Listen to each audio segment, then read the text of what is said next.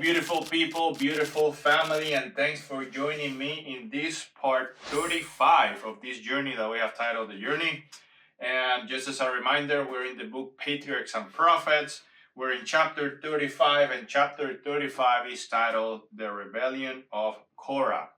And if you're curious and you want to follow with the Bible, which, as I always say, I highly recommend, the Bible is the Word of God, is our main study guide. This chapter is based on the book of Numbers, chapters 16 and 17. And you may remember that last time we were talking on part 34, we were talking about the 12 spies and how, out of Israel, 12 people went into the land of Canaan, the promised land, to scout it out and see, what was in it. And when they came back, only 2 out of the 12 remained loyal to God. 10 of them were completely discouraging. It discouraged the people, and we talked through what happened in that time. So as the 12 people had gone out for 40 days and they come back, God said, because you have done this and you have not trusted me, I will give you 1 year for each day. So 40 years that you will be wandering in the desert before I let you go back into the promised land. And not only that, but all of them who doubted God in the process, God had said, out of their own wishes, by the way, because all of these people that were complaining, we can't make it into the land, God is going to kill us, they uttered the words, it was better for us to die in the wilderness than to, be killed by the giants in the land. So God not only said you will spend 40 years in the wilderness before you go back, but all of them who distrusted me are going to die throughout those 40 years. And then the people that I will bring into the promised land, it's basically the new generation. So this chapter picks up right after that. And as you can imagine, there's a lot of people that are, obviously they saw what God did to the untrusting people. They saw what God pronounced and give them through Moses. But you can imagine that there were some that were obviously not happy. They were just told they were going to wander in the desert and die in the desert before going into the promised land. So this didn't sit well in the heart of a lot of people, especially in the heart of Korah. And he's the guy that we're talking here in the title of the chapter. So Korah started, feelings started stirring his heart that this was not right, that he didn't want to die. And he started feeling a little bit of anxiousness towards that and started harboring feelings of hatred, of jealousy, of envy towards Moses. And this chapter is actually not that long. It expands a lot into what was going on and the feelings. But the gist of it is that Korah was jealous and he did not believe that Moses, or came to not believe that Moses was indeed appointed by God, and that, the priests, Aaron and his family, were appointed by God to that role.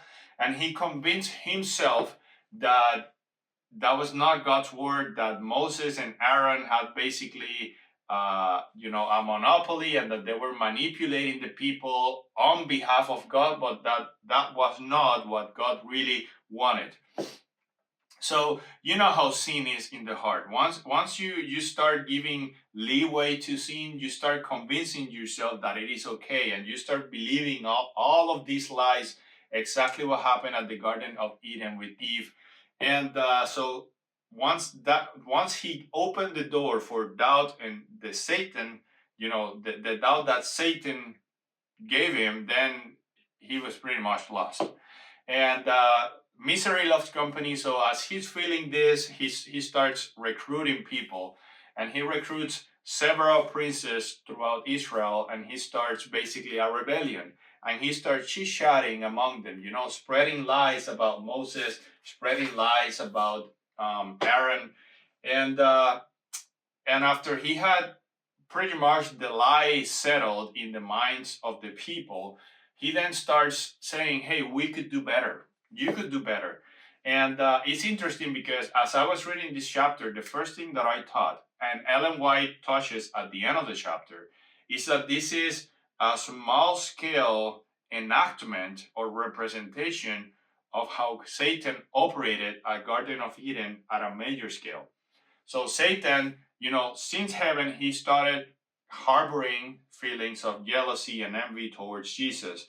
And then he was expelled. So now he wanted to recruit, misery of company. He starts lying to Eve, introducing doubt, just as Korah was doing.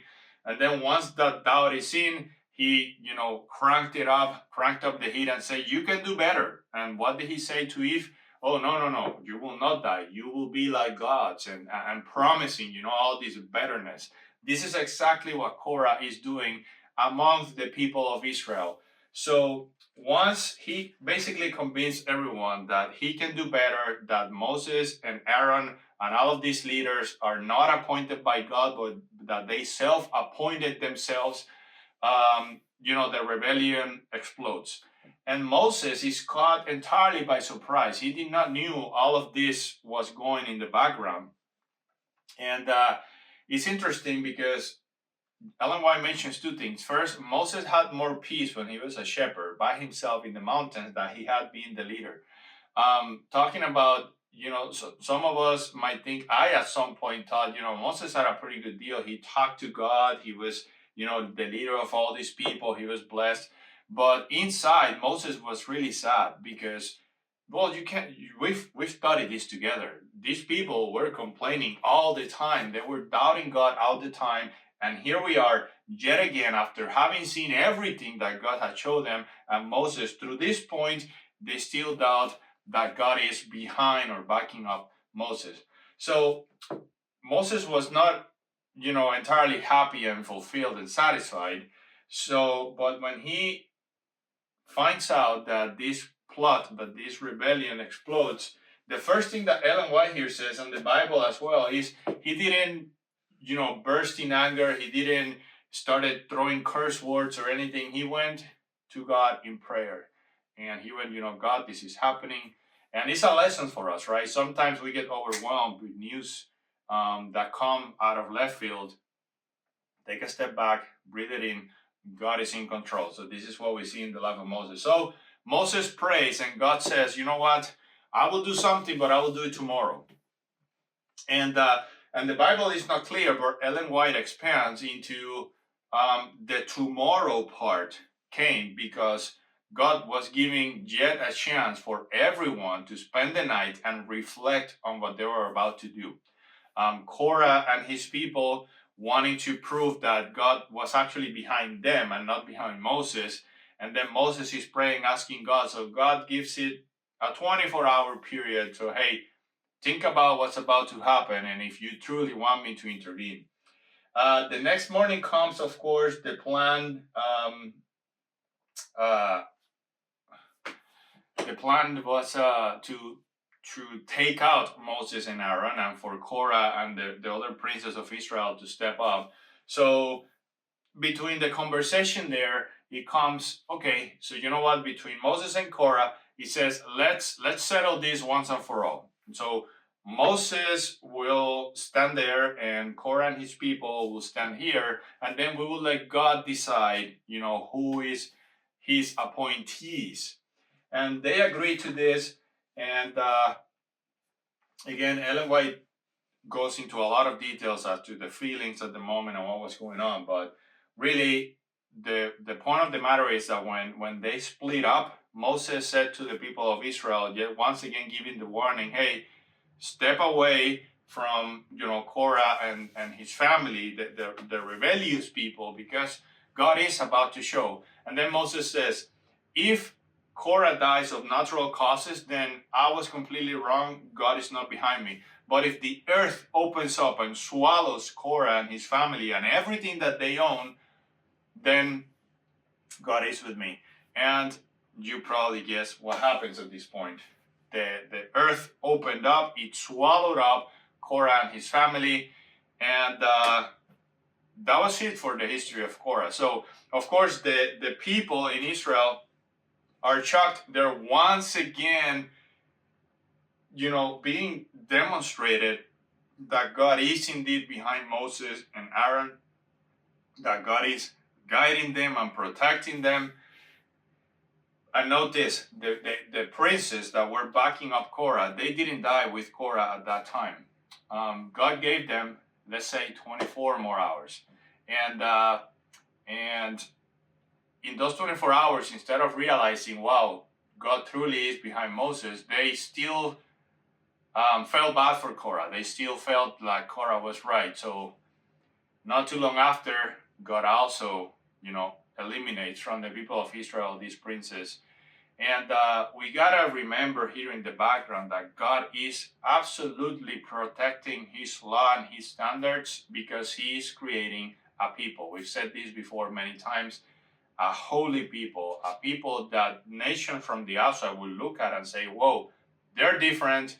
I want to, be blessed like they're blessed. I want to live like they're living.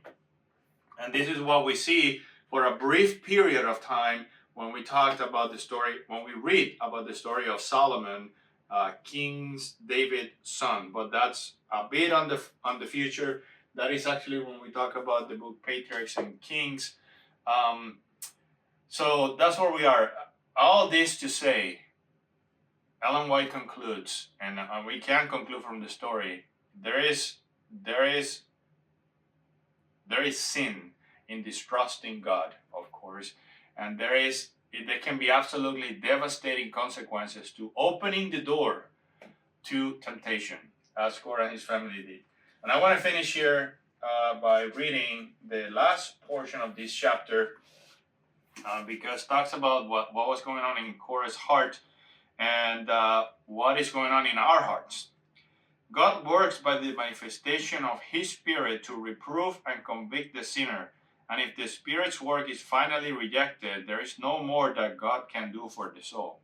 If we constantly reject that little voice inside of us that tells us and helps us distinguish what's right or wrong, then God steps back. This is what that means. The last resource of divine mercy has been employed. The transgressor has cut himself from God, and sin has no remedy to cure itself. There is no reserved power by which God can work to convict and convert the sinner. Let him alone, and he's quoting Hosea chapter 4, verse 17, is the divine command. Then there no longer remains a sacrifice for sins, but a certain fearful expectation of judgment and fiery indignation which will devour the adversaries. And that is citing Hebrews chapter 10, verses 26 and 27. God can't do anything at all, out of love, by the way, because He can and will not force Himself onto us. But if we choose to willfully reject His voice, as Korah did, we have to put this in context. God has showed many mercies over Israel, many miracles, many, manifestations of His power. And Korah did live to see a lot of those, and yet he chose to rebel against God. He chose to reject probably that voice that was telling him, hey, you're going down the wrong path. He rejected it, so God stepped out. And without God, we are absolutely nothing. Thanks for joining me today. Super, please study the Bible. Please study these books with me. The point is for me to, have a quick discussion about what the chapter talk, not to do like in-depth discussion out of time. But yeah, go ahead, study these books, study the Bible. God is amazing. He will teach you things you never know. Every time you open the Bible, pray, let God and the Spirit guide you, and share the news with others.